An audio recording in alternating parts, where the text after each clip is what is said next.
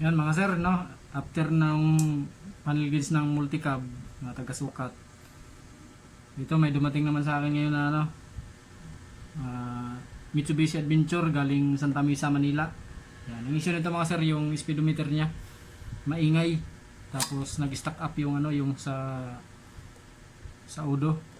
Ito, sa baba. Yan. I-repair natin ito mga sir. Maingay daw tong ano, yung speedometer niya lalo pag matulin na yung takbo.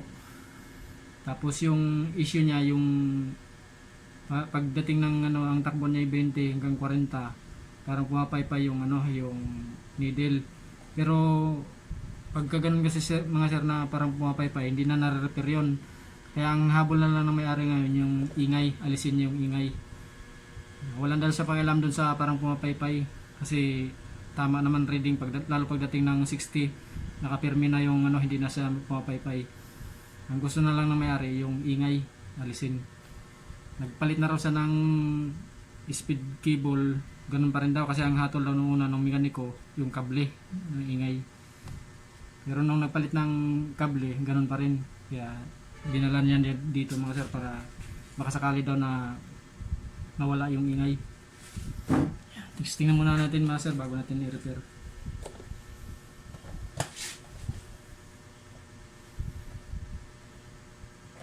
Yun, maingay nga oh.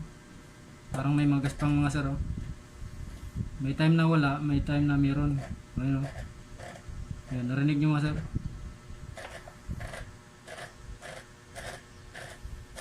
Yan, mahina lang yung pihit ko sa kable mga sir pero maingay oh. Yan.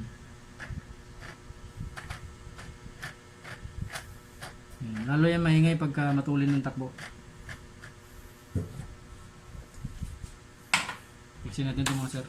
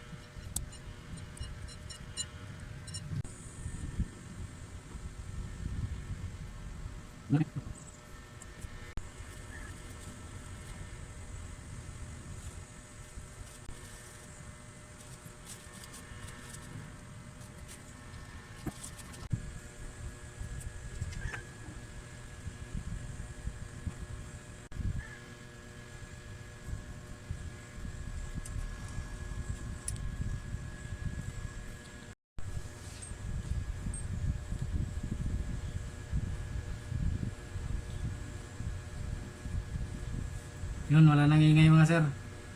After repair mga sir, okay na. Wala na siyang ingay. Yan.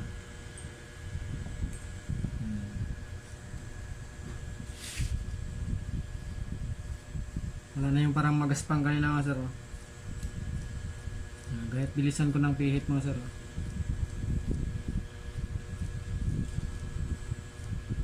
Yan na mga sir, goods na. Yan o. Oh. I-assemble ko na ito mga sir para makabit na sa unit.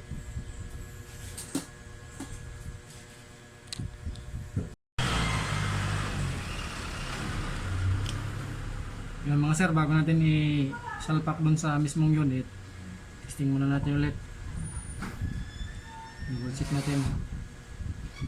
Yan, okay na talaga mga sir. Oh. Wala na siyang ingay.